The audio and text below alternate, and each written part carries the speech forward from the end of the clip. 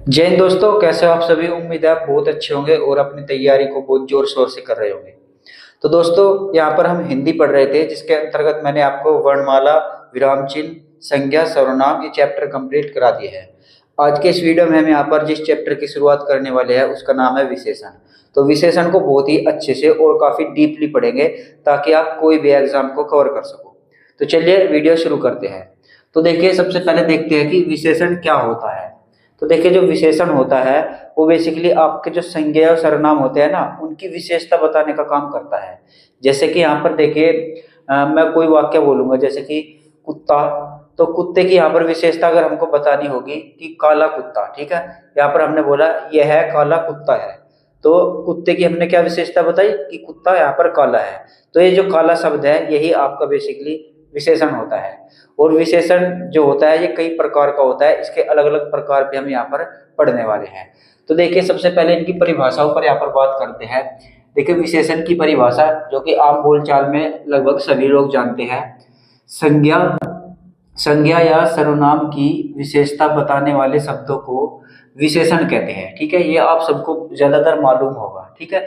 तो संज्ञा या सर्वनाम की विशेषता बताने वाले शब्दों को यहाँ पर विशेषण कहते हैं। जैसे कि मोटा, काला, दस, चंचल, ये सभी आपके विशेषण शब्द हैं।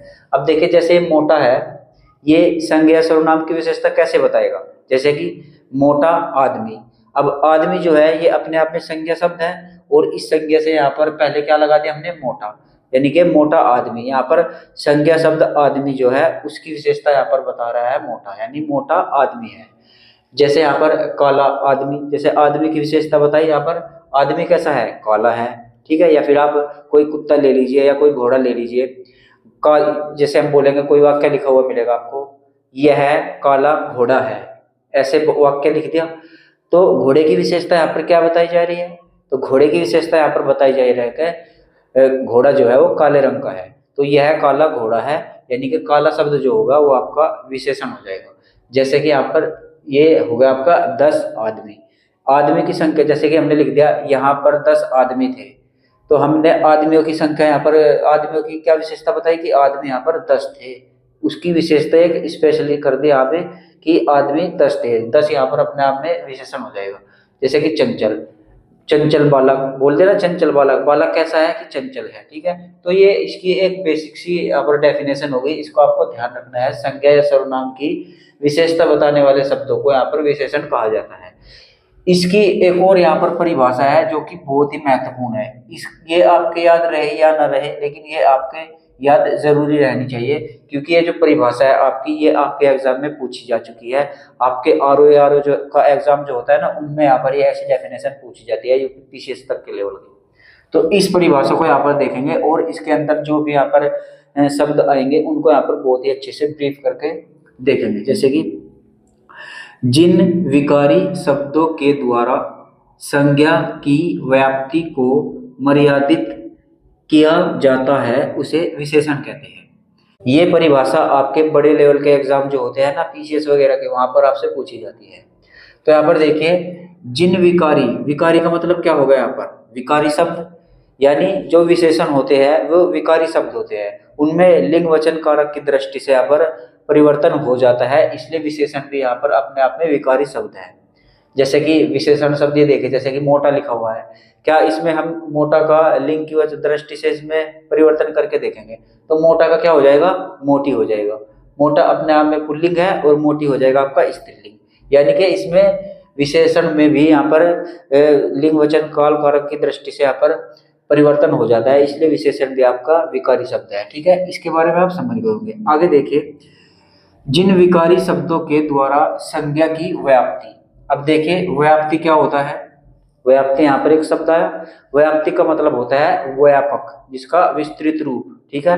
व्यापक या फिर विस्तृत रूप, इसको समझ लिए, इसको व्यापक भी आप लिख सकते हैं। तो संज्ञा की व्यापकता को मर्यादित, मर्यादित का मतलब सीमित करना, मतलब जैसे हम बोल देते ना, आप मर्यादा में रह के बात कीजिए, यानी आप लिमिट में रह के बात कीजिए, यानी किसी चीज की लिमिटेशन या फिर किसी चीज को मर्यादित करना या फिर सीमित करना। तो मर्यादित का मतलब क्या हो जाएगा, सीमित करना। तो संज्ञा की व्याप्ति को मर्यादित किया जाता है उसे विशेषण कहते हैं। अब ये डेफिनेशन तो हमने यहाँ पर पढ़ ली, लेकिन हमको इससे कुछ समझ में तो नहीं आया, तो इसके बारे में हमको समझा तो दो आखिर ये कहना क्या चाहता है। तो चलिए उसको यहाँ पर देखते हैं। जैसे कि हम यहाँ पर कोई कोई संज्ञा शब्द लिखते हैं, जैसे कि हम यहाँ पर लिखते हैं कुत्ता ही लिख देते हैं, ठीक है। ये हो गया आपका कुत्ता। अब देखिए सिर्फ मैंने यहाँ पर कुत्ता लिखा। अब आप इस कुत्ते को पढ़कर आपके मन में क्या क्या विचार आएंगे। आप सोचेंगे कुत्ता लिख रहा है तो कुत्ते का मतलब कुत्ता दौड़ता है, कुत्ता भौंकता है, कुत्ता हड़काया है, या कुत्ता काला है, कुत्ता सफेद है, कुत्ता अमेरिकन है। बहुत सारे वाक्य आप इस कुत्ते से बना दोगे, नहीं बना दोगे। यानी ये कुत्ता शब्द यहाँ पर लिखा गया, आप इसको बहुत व्यापक तरीके से इसके मतलब निकाल सकते हो। व्याप्ति का मतलब मैंने अभी आपको व्यापक बताया था ना। तो अगर यहाँ पर हमने कुत्ता लिख दिया है तो इसका आप बहुत व्यापक रूप से बहुत अर्थ निकाल सकते हैं। काला कुत्ता भी कह सकते हैं, कुत्ता काटता भी, कुछ भी जो भी आपके मन में आएगा इस कुत्ता शब्द से आप इस इतने प्रकार के वाक्य बना सकते हैं, यानी इतने व्यापक रूप से इसके यहाँ पर वाक्य बना सकते हैं। तो इस व्यापकता को, यानी जो हम इस कुत्ते के इतने सारे रूप बना रहे हैं ना बोलने के, ये एक व्यापक रूप हो गया। इस व्यापक रूप को मर्यादित करना, यानी कि इसको सीमित करना। तो इस व्यापक रूप को हम सीमित कैसे करेंगे? विशेषण शब्दों के द्वारा हम इसको सीमित कर सकते हैं। इसीलिए यहाँ पर कहा गया है कि संज्ञा की व्याप्ति को मर्यादित किया जाता है।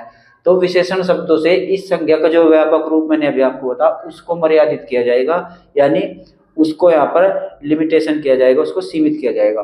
कैसे सीमित करेंगे? देखिए इसके पहले हम यहाँ पर कोई विशेषण शब्द लगाते हैं, जैसे कि काला, कुत्ता काला है, ठीक है, हमने लिख दिया काला कुत्ता। अब आप इसको पढ़ेंगे काला कुत्ता, पढ़ते ही आपकी समझ में आ गया कि यहाँ पर ये कुत्ते की जो बात कर रहा है ये बताना चाह रहा है कि ये कुत्ता काला है, ठीक है। काला कुत्ता पढ़ते ही आप सिर्फ यहीं पर आकर मर्यादित हो जाएंगे, यहीं पर आप आकर आप सीमित हो जाएंगे इसको पढ़कर ही। आप इसके बारे में अन्य विचार बिल्कुल नहीं करेंगे, ना आप ऐसा कहेंगे कि कुत्ता काटता है, कुत्ता भौंकता है। आप इस काला कुत्ता को पढ़कर यहीं पर समझ जाएंगे कि यहाँ पर कुत्ते की बात बताई जा रही है और यहाँ पर कहा जा रहा है कि कुत्ता काला है। लेकिन अगर ये काला यहाँ से हटा दिया जाए और खाली कुत्ता पढ़ेंगे आप, तो आप बहुत सारे आइडियाज, बहुत सारे सेंटेंस यहाँ से आप बना सकते हैं कि कुत्ते के बारे में क्या कहना चाह रहा होगा। कुत्ता काला है, कुत्ता दौड़ता है, कुत्ता हड़काया है, बहुत चीज निकाल सकते हैं ना। तो ये इसका व्यापक रूप होता है। तो इस व्यापक रूप को यहाँ पर मर्यादित करने के लिए, सीमित करने के लिए हम यहाँ पर विशेषण शब्दों का प्रयोग करते हैं। जैसे कि हमने यहाँ पर कुत्ता के पहले विशेषण शब्द लगाया, अब इसका यहाँ पर इसकी व्यापकता को इसने यहाँ पर मर्यादित कर दिया, यानी इसके व्यापक रूप को अब यहाँ पर इसने सीमित कर दिया, काला कुत्ता। बस इतना पढ़ेंगे हम समझ जाएंगे और आगे बढ़ जाएंगे।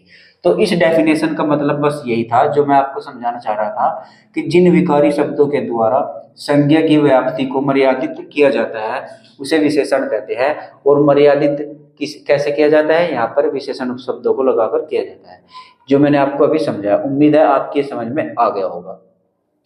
तो अब देखिए एक और डेफिनेशन यहाँ पर आपके द्वारा एग्जामों में यहाँ पर पूछी जाती है, या फिर बहुत से लोग पढ़ाते भी है कि विशेष्य की विशेषता बताने वाले शब्दों को यहाँ पर विशेषण कहा जाता है। यानी विशेष्य की विशेषता बताने वाले शब्दों को विशेषण कहा जाता है। और ये विशेष्य क्या होते हैं? संज्ञा, सर्वनाम, कुछ भी हो सकते हैं।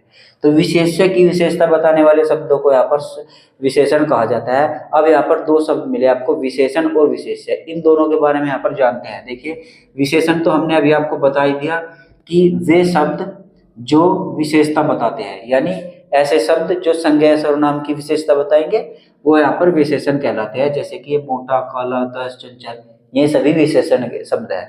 लेकिन यहाँ पर एक और शब्द आपको मिलेगा, ये विशेष्य। विशेष्य किसको कहेंगे? तो देखिए विशेष्य उसको कहा जाता है, उन शब्दों को विशेष्य कहा जाता है जिनकी विशेषता बताई जाती है। यानी ऊपर तो हमने यहाँ पर पढ़ा वे शब्द जो विशेषता बताते हैं, और विशेष्य में यहाँ पर क्या पढ़ेंगे? वे शब्द जिनकी विशेषता बताई जाती है। एक तो वे हो गए जो संज्ञा, सर्वनाम की विशेषता बताते हैं, और एक वे हो गए जिनकी विशेषता बताई जाती है। तो जिनकी विशेषता बताई जाती है वे अधिकतर क्या होते हैं? संज्ञा, सर्वनाम होते हैं। तो संज्ञा सर्वनाम को विशेष्य कहते हैं, या आप ऐसे समझ लीजिए, या फिर आप ऐसे इसको ध्यान रख सकते हैं कि जिनकी विशेषता बताई जाती है उनको विशेष्य कहा जाता है। ठीक है, ये दोनों पॉइंट आपके क्लियर हो गए ऐसी मैं उम्मीद करता हूँ। अब देखिए, विशेषण की परिभाषा भी हम समझ गए, विशेषण क्या होता है ये भी हम समझ गए। अब थोड़ा सा यहाँ पर इनको वाक्य में प्रयोग करके भी देख लेते हैं कि विशेषण आखिर किस तरीके से हम पहचानेंगे। जैसे कि यहाँ पर देखिए, उदाहरण यहाँ पर लिखे हैं, आज सुहावना मौसम है। अब देखिए यहाँ पर ये मौसम है, इसकी मौसम की बात क्या कह रही है, मौसम की क्या विशेषता बताई जा रही है? मौसम की विशेषता ये बताई जा रही है कि मौसम जो है वो सुहावना है। तो ये सुहावना जो होगा ये आपका विशेषण हो जाएगा। तो आज सुहावना मौसम है, यानी मौसम की विशेषता बताई जा रही है सुहावना से, और जो शब्द विशेषता बताते हैं संज्ञा सर्वनाम की, वे क्या होते हैं? विशेषण होते हैं। तो ये आपके क्लियर हो गया होगा। एक और यहाँ पर उदाहरण देखेंगे, यह फुर्तीला बालक है। अब देखिए, बालक के बारे में यहाँ पर बात हो रही है, तो बालक जो होता है इसकी क्या विशेषता इस वाक्य में बताई जा रही है? तो बालक की विशेषता यहाँ पर बताई जा रही है कि बालक जो है वो फुर्तीला है। तो ये जो फुर्तीला शब्द है ये आपका क्या हो जाएगा? ये विशेषण शब्द हो जाएगा। ठीक है, फुर्तीला यहाँ पर क्या हो जाएगा? विशेषण शब्द हो जाएगा। और यहीं पर अगर आपसे मैं बात करूं कि इन दोनों उदाहरणों में, ये दोनों वाक्य जो लिखे गए हैं, इनमें हमने यहाँ पर विशेषण तो बता दिया, लेकिन अगर एग्जामिनर आपसे पूछ ले कि विशेष्य इनमें क्या होगा, तो देखिए, विशेष्य हमने अभी यहाँ पर पढ़ा है ये वाला, वे शब्द जिनकी विशेषता बताई जाती है वे विशेष्य कहलाते हैं। तो इस शब्द में, इस वाक्य में यहाँ पर किसकी विशेषता बताई जा रही है? तो आप बोलेंगे कि भाई यहाँ पर मौसम की विशेषता बताई जा रही है। तो जब मौसम की विशेषता बताई जा रही है तो मौसम क्या हो जाएगा? मौसम यहाँ पर आपका हो जाएगा विशेष्य। मैं यहाँ पर लिख भी देता हूँ, मौसम आपका विशेष्य हो जाएगा, विशेष्य। ठीक है, अब आप समझ गए होंगे, आपको कोई भी आप पर वाक्य दिया जाए तो आप उसमें से विशेषण और विशेष्य छांट सकते हैं। जैसे यहाँ पर ये नीचे वाला वाक्य है, इसमें यह फुर्तीला बालक है, इसमें विशेष्य क्या होगा? इसमें विशेष्य हो जाएगा आपका बालक। ये बालक जो होगा ये विशेष्य हो जाएगा, क्योंकि विशेष्य वो होता है जिसकी विशेषता बताई जाती है, और यहाँ पर बालक की ही विशेषता बताई जा रही है, इसलिए बालक विशेष्य हो जाएगा, और ये हो जाएगा आपका विशेषण। सुहावना ये हो जाएगा आपका विशेषण, मौसम ये हो जाएगा आपका विशेष्य। तो उम्मीद करता हूँ विशेषण और विशेष्य आप समझ गए होंगे। अब बात करते हैं यहाँ पर विशेषण के अंग या विशेषण के तत्व। तो देखिए, विशेषण के अंग या तत्व, अंग भी इन्हें कहते हैं और तत्व भी इन्हें कहते हैं। विशेषण के अंग या तत्व जो है वो 3 है। कौन कौन से है? एक है आपका विशेष्य विशेषण, दूसरा है विधेय विशेषण, और तीसरा है प्रविशेषण। अब इनको एक एक करके बहुत अच्छे से समझते हैं। तो देखिए, जो विशेष्य विशेषण है इसी का दूसरा नाम यहाँ पर आपका उद्देश्य विशेषण भी है। ठीक है, यानी विशेष्य विशेषण और उद्देश्य विशेषण दोनों एक ही है, बस इनके नाम अलग अलग है। आपको एग्जाम में कोई सा भी नाम यहाँ पर मिल सकता है, तो दोनों ध्यान रखने हैं।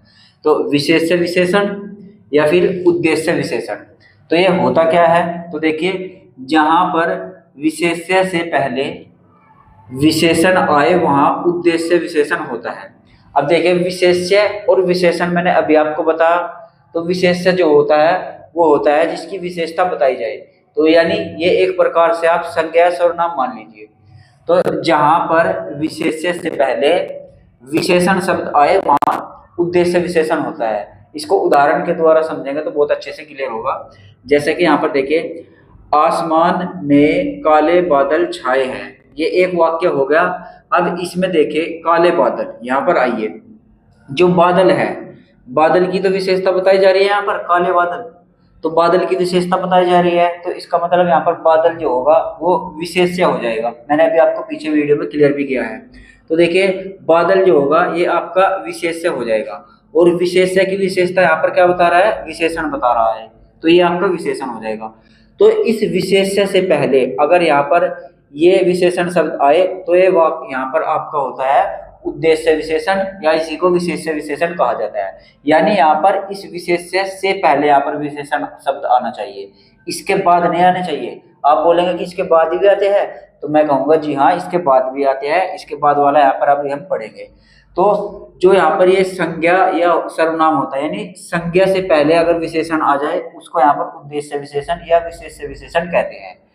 हम यहाँ पर इसकी टेक्निकल भाषा, इसको विशेष्य ही यहाँ पर बताएंगे। आपको ध्यान में रखने के लिए, अगर आप रखना चाहो तो इसको आप संज्ञा भी समझ सकते हो, यानी ऐसे समझ सकते हो कि संज्ञा से पहले अगर विशेषण शब्द आए तो वहां पर उद्देश्य विशेषण होता है। मैं यहाँ पर बोलूंगा विशेष्य से पहले अगर विशेषण शब्द आए तो वहां पर उद्देश्य विशेषण होता है। जैसे एक और उदाहरण यहाँ पर देखिए, आलियान चंचल बालक है। अब देखिए बालक जो होगा ये अपने आप में संज्ञा शब्द है, और जब ये संज्ञा शब्द है तो इसका मतलब ये विशेष्य है, जो मैंने अभी आपको बताया था। तो बालक क्या है यहाँ पर, विशेष्य है। और इस विशेष्य से पहले यहाँ पर क्या शब्द आ गया है, चंचल, और ये चंचल जो है ये विशेषण है। यानी बालक की विशेषता यहाँ पर बताई जा रही है कि बालक यहाँ पर चंचल है। चंचल अपने आप में विशेषण शब्द हो जाएगा और बालक अपने आप में विशेष्य शब्द हो जाएगा। अब देखिए बालक से पहले यानी विशेष्य से पहले अगर विशेषण शब्द आ जाए तो वहां पर क्या होता है, उद्देश्य विशेषण होता है, या फिर इसी को विशेष्य विशेषण भी कहते हैं। तो उम्मीद है ये उद्देश्य विशेषण आप समझ गए होंगे। अब देखते हैं यहाँ पर अपना विधेय विशेषण, दूसरा है यहाँ पर विधेय विशेषण। इसको भी देख लीजिए एक बार, जहां पर विशेष्य के बाद विशेषण आए। यहाँ पर तो विशेष्य से पहले विशेषण शब्द आ रहे थे, लेकिन इसमें क्या होगा, इसमें विशेष्य के बाद विशेषण शब्द आएंगे। तो विशेष्य के बाद विशेषण शब्द जहां पर आएंगे वहां पर आपका विधेय विशेषण होता है। अब कैसे होता है इसको भी उदाहरण के द्वारा समझ के तो यहाँ पर समझ में आएगा। जैसे कि यहाँ पर देखिए, वह बालक चंचल है। अब देखिए बालक जो है यहाँ पर विशेष्य हो जाएगा। अब विशेष्य के बाद यहाँ पर विशेषण शब्द आया है।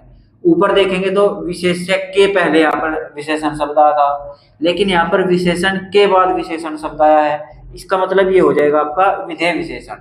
तो वह बालक चंचल है, प्रकृति वही है दोनों वाक्यों की, बस यहाँ पर थोड़ा सा विशेषण का अदला बदली हो गई है। विशेषण यहाँ पर संज्ञा के बाद आ गया है और ऊपरले में विशेषण संज्ञा से पहले आ गया था। तो इन दोनों में बस यही अंतर है, ऊपरले वाले में आएगा संज्ञा से पहले विशेषण, और विधेय विशेषण में क्या आएगा, संज्ञा के बाद विशेषण शब्द। जैसे कि यहाँ पर ये आया है बालक चंचल है, बालक के बाद ये विशेषण शब्द आ गया है। तो उम्मीद है आप समझ गए होंगे। इसके और उदाहरण देखेंगे यहाँ पर, जैसे कि ये देखिए, यह खीर मीठी है। अब देखिए खीर जो है यहाँ पर खीर की विशेषता बताई जा रही है, तो खीर यहाँ पर संज्ञा शब्द हो गया, यानी खीर यहाँ पर विशेष्य हो गया, और विशेष्य के बाद यहाँ पर विशेषण शब्द आया है। देखिए ये मीठी जो है ना, ये विशेषण शब्द है, ये खीर की विशेषता बता रहा है। और जो ये खीर की विशेषता बता रहा है ना, अब की बार ये बाद में आके बता रहा है। उससे पहले क्या होता था, ये खीर के पहले आकर बताता था। जैसे अगर मैं इसी को बोलना चाहूँ, यह मीठी खीर है, तो ये हो जाएगा आपको उद्देश्य विशेषण। लेकिन यहाँ पर लिखा गया है यह खीर मीठी है, खीर के बाद मीठी शब्द आया है, खीर के बाद विशेषण शब्द आया है, विशेष्य के बाद विशेषण शब्द आया है, संज्ञा के बाद विशेषण शब्द आया है। तो ये आपको कई तरीके से इसको याद रख सकते हैं। तो जब विशेष्य के बाद विशेषण शब्द आएगा तो वहां पर क्या होता है, विधेय विशेषण होता है। एक और उदाहरण यहाँ पर देखेंगे, आसमान में बादल काले छाए हैं। अब देखिए आसमान में बादल, बादल कैसे है, काले है, और इसकी विशेषता काले है, जो ये कहाँ पर बता रहा है, अपने के बाद बता रहा है, यानी विशेष्य के बाद बता रहा है, यानी संज्ञा के बाद यहाँ पर ये विशेषण शब्द लगा है। तो इसलिए यहाँ पर हो जाएगा आपका विधेय विशेषण। तो उम्मीद है ये आप दोनों समझ गए होंगे, उद्देश्य विशेषण भी समझ गए होंगे और विधेय विशेषण भी समझ गए होंगे। आइए विशेषण के तीसरे अंग के बारे में बात करते हैं, जो कि है आपका प्रविशेषण। प्रविशेषण या फिर इसी का नाम होता है यहाँ पर अंतर विशेषण। अब देखिए जो अंतर विशेषण है ये आप कहीं पर नहीं पढ़ोगे इसको, लेकिन ये आपको जानना बहुत ही जरूरी है, क्योंकि अंतर विशेषण जो होता है इसको कामता प्रसाद गुरु ने ये नाम दिया है। यानी प्रविशेषण को जो ये दूसरा नाम दिया है अंतर विशेषण, ये कामता प्रसाद गुरु ने दिया है। कामता प्रसाद गुरु कौन थे, हिंदी के एक व्याकरण कर्ता थे, बहुत ही जाने माने। उन्हीं के द्वारा ये अंतर विशेषण नाम दिया गया है प्रविशेषण को। अब ये प्रविशेषण होता क्या है, तो देखिए जब किसी वाक्य में विशेषण की भी विशेषता बताई जाए तो वहां पर प्रविशेषण होता है। यानी अब तक तो हम पढ़ रहे थे कि संज्ञा या सर्वनाम की विशेषता बताने वाले शब्दों को विशेषण कहते हैं, लेकिन प्रविशेषण के अंतर्गत क्या होगा कि जो संज्ञा या सर्वनाम की विशेषता बता रहे थे ना विशेषण, उन विशेषणों की भी यहाँ पर विशेषता बता दी जाएगी, तो वे हो जाएंगे यहाँ पर आपके प्रविशेषण या फिर अंतर विशेषण। ठीक है, थोड़ा सा जोश में लग रहा होगा, तो आज काफ़ी मज़ा आ रहा है पढ़ाने में, और आप पढ़ने में भी थोड़ा मज़ा लीजिएगा, और कमेंट करके आज मुझको जरूर बताइएगा कि क्लास कैसी लगी। ठीक है, तो प्रविशेषण यहाँ पर देखते हैं। ये जो विशेषण की भी विशेषता बताए उनको प्रविशेषण कहते हैं। अब देखिए यहाँ पर उदाहरण देखते हैं, उससे बहुत अच्छे से क्लियर होगा। जैसे कि यहाँ पर राशिद बहुत तेज दौड़ता है। अब देखिए मैं यहाँ पर प्रविशेषण को पहले हटा ही देता हूँ, उससे आपको बहुत अच्छे से क्लियर होगा। अब देखिए यहाँ पर राशिद तेज दौड़ता है, ये एक शब्द हो गया, मतलब ये एक वाक्य हो गया। ठीक है, तो राशिद तेज दौड़ता है, कोई दिक्कत नहीं। तो दौड़ने की विशेषता क्या बताई जा रही है? दौड़ने की विशेषता बताई जा रही है कि तेज। ठीक है, यानी तेज दौड़ता है, तो तेज यहाँ पर अपने आप में क्या हो गया? तेज हो गया यहाँ पर आपका विशेषण शब्द। और अगर इस विशेषण शब्द की भी यहाँ पर विशेषता बता दी जाए ना, तो वहां पर प्रविशेषण हो जाएगा। अब इस विशेषण शब्द की विशेषता कैसे बताएंगे? जैसे कि यहाँ पर मैं लिख देता हूं बहुत।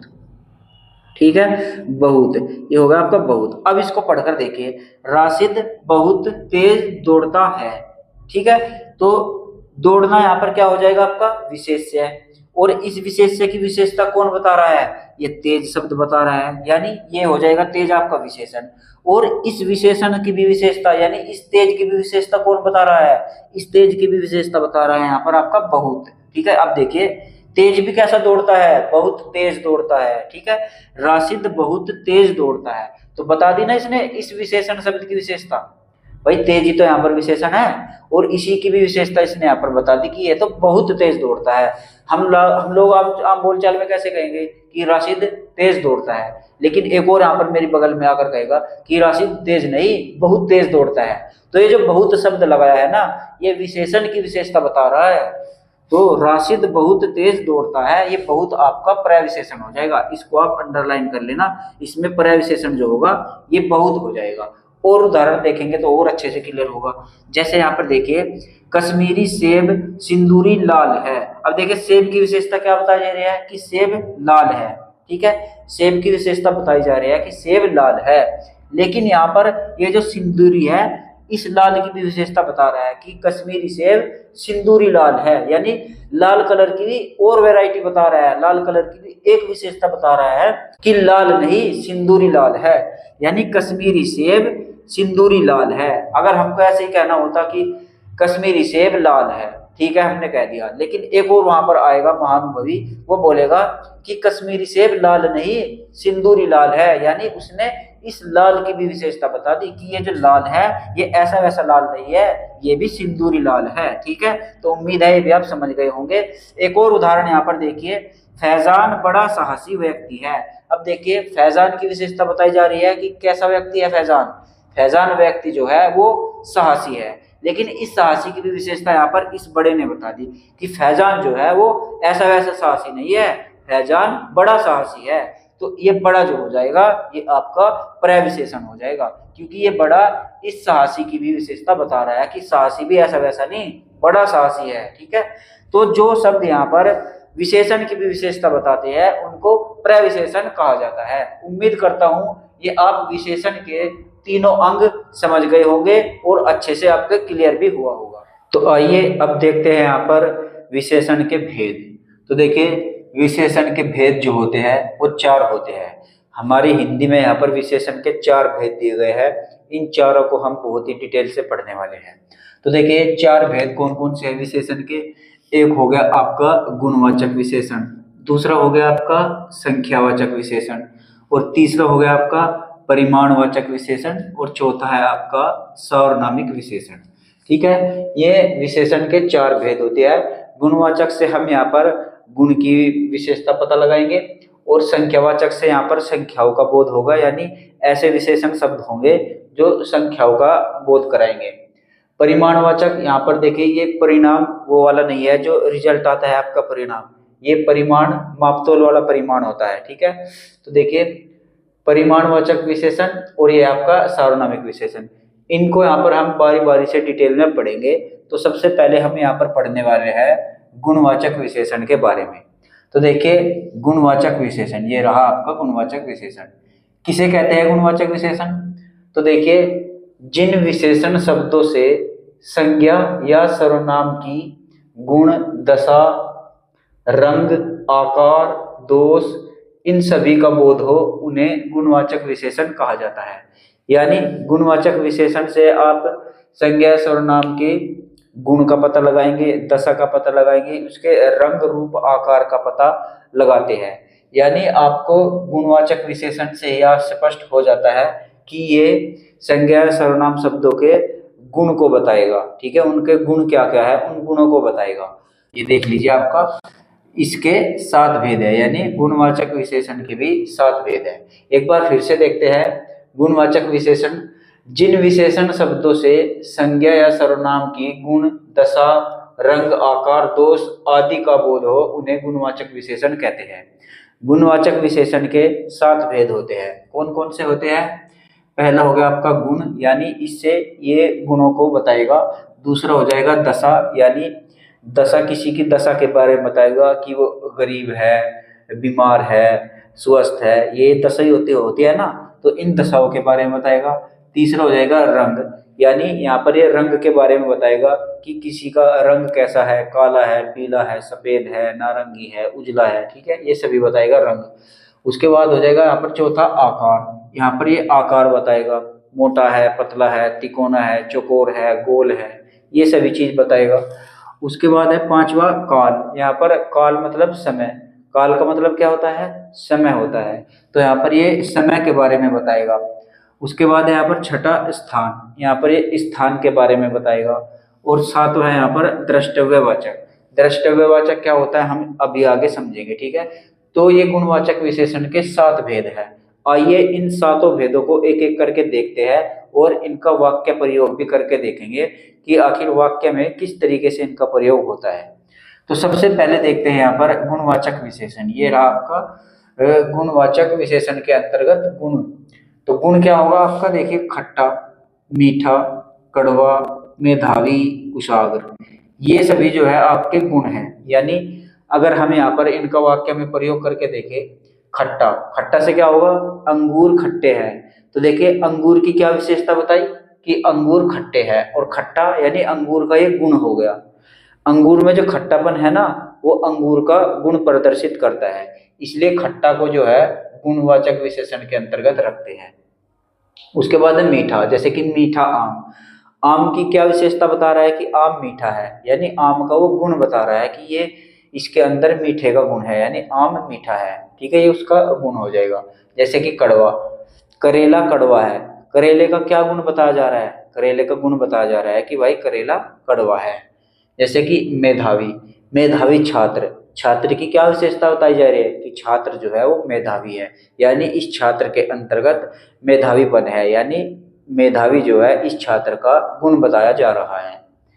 उसके बाद यहाँ पर कुशाग्र, कुशाग्र बुद्धि होती है ना, बहुत से व्यक्तियों की कुशाग्र बुद्धि आपने सुना भी होगा कि बहुत ही कुशाग्र बुद्धि का ये लड़का है।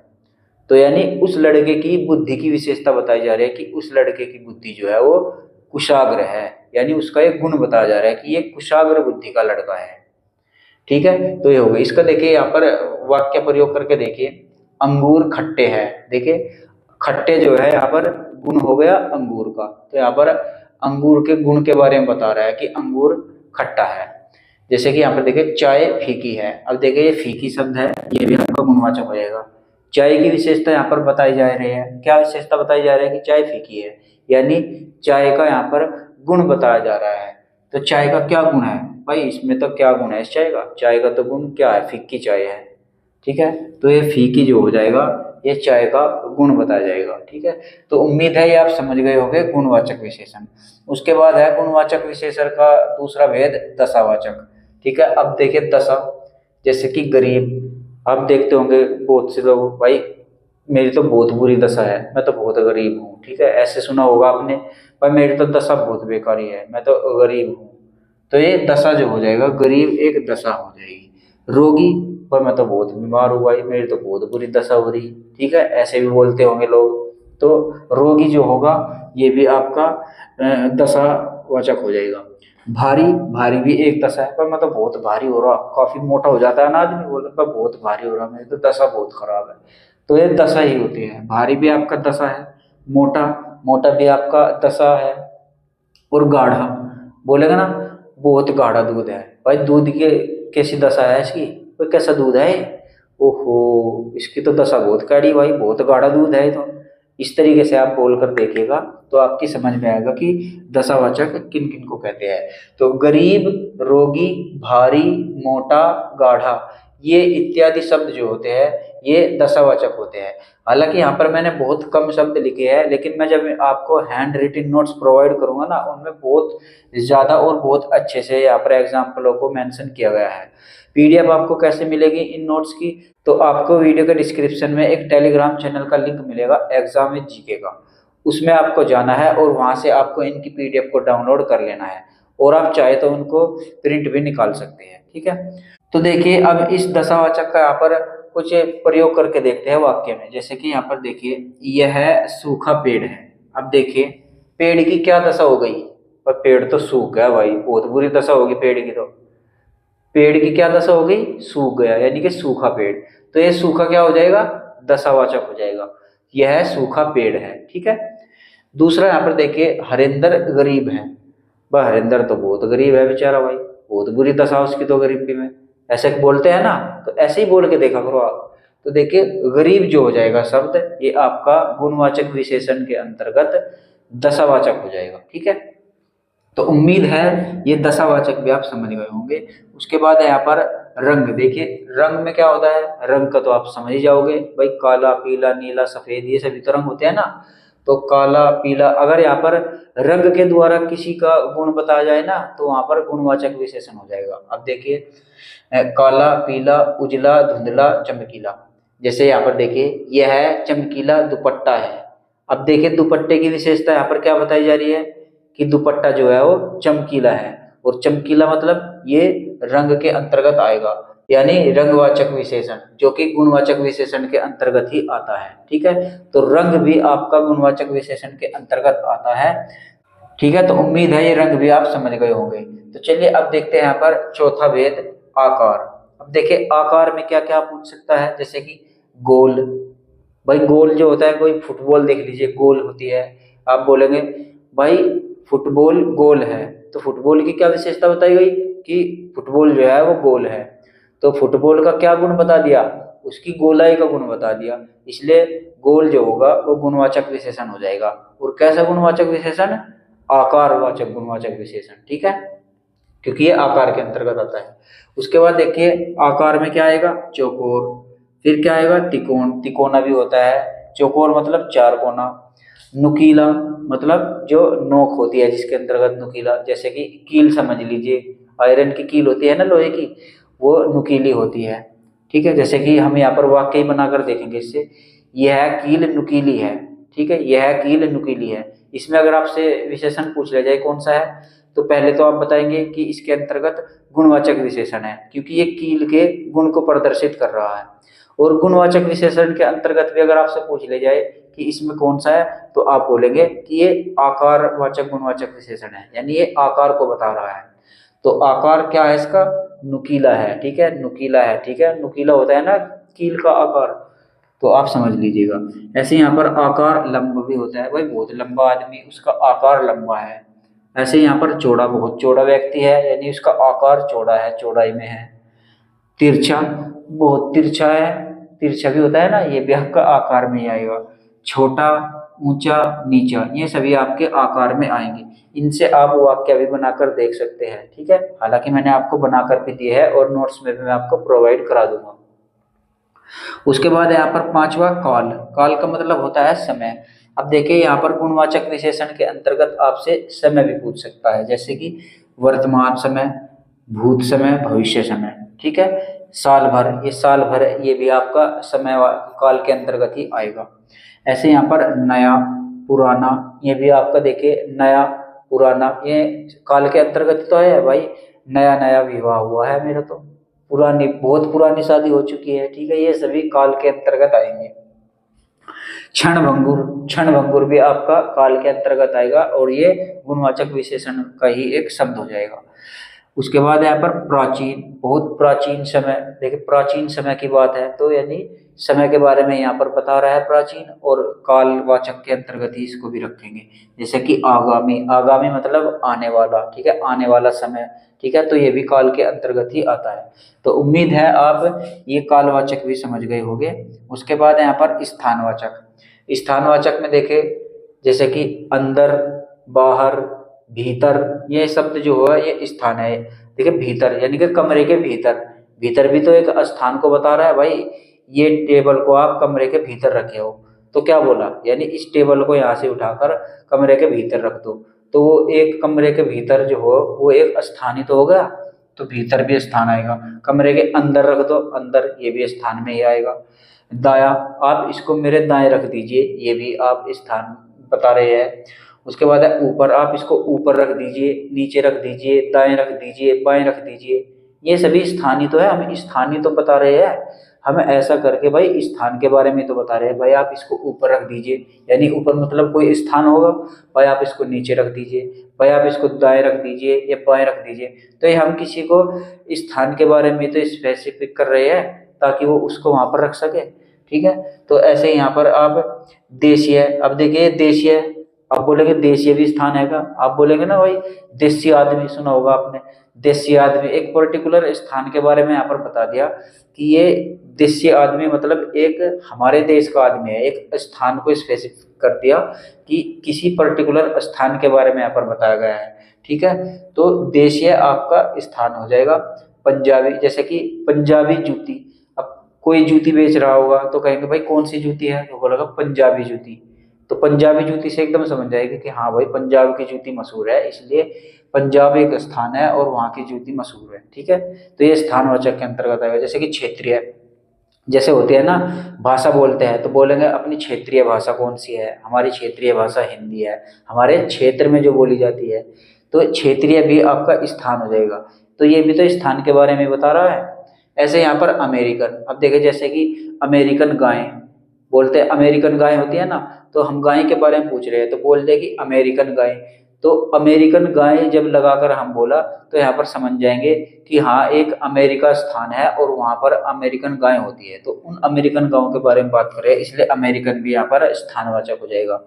ऐसे यहाँ पर बनारसी, बनारसी साड़ी आपने सुना होगा, तो ये बनारसी यानी ये भी आपका स्थानवाचक के अंतर्गत आएगा, ठीक है। अब देखते हैं यहाँ पर द्रष्टव्यवाचक, ये आपको बहुत ध्यान से देखना है, काफी महत्वपूर्ण है, एग्जाम में प्रश्न यहाँ से बनते हैं। जैसे कि द्रष्टव्यवाचक किसको कहेंगे, जिन गुणवाचक विशेषणों में सा, सी, से लगा हो वे द्रष्टव्यवाचक कहलाते हैं। इसका मतलब क्या हुआ, तो भाई हम यहाँ पर गुणवाचक विशेषण ही तो पढ़ रहे हैं ना अब तक, तो जिन गुणवाचक विशेषण में सा, सी, से ये शब्द लगे होंगे वहां पर आपका द्रष्टव्यवाचक हो जाता है। कैसे, इसको उदाहरण के द्वारा समझेंगे ना तो बहुत अच्छे से क्लियर होगा। जैसे कि यहाँ पर देखिए, थोड़ा सा पानी डालो, अब देखिए थोड़ा, थोड़ा क्या है, गुणवाचक विशेषण है, थोड़ा क्या है भाई, गुणवाचक विशेषण ही तो है। थोड़ा सा, कम सा, ज्यादा सा, ये एक गुणी को तो बता रहा है, और इसके पीछे जब यहाँ पर ये सा लगा देंगे तो ये आपका हो जाता है द्रष्टव्यवाचक, ठीक है। तो गुणवाचक विशेषण के साथ जब सा शब्द लगेगा या सी शब्द लगेगा, सा, सी, से ये शब्द लग जाते हैं तो वहां पर द्रष्टव्यवाचक हो जाता है।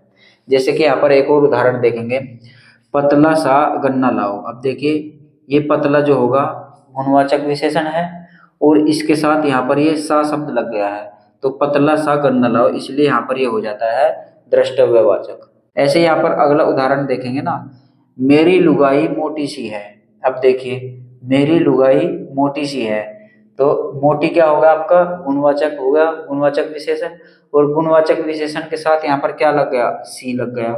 तो गुणवाचक विशेषणों के साथ अगर सा, सी, से ये शब्द लग जाते हैं तो वहां पर द्रष्टव्यवाचक हो जाता है, ठीक है। तो मेरी लुगाई मोटी सी है, हालांकि अभी लुगाई उगाई कुछ नहीं है भाई, ठीक है। तो ऐसे यहाँ पर एक और उदाहरण देखेंगे, छोटी सी ट्रेन खड़ी है, अब देखिए छोटी ये भी गुणवाचक है और इसके साथ सी लग गया, तो छोटी सी ट्रेन खड़ी है, तो ये आपके द्रष्टव्यवाचक हो जाते हैं। तो गुणवाचक विशेषण के ये 7 भेद मैंने आपको एक एक करके बता दिया है।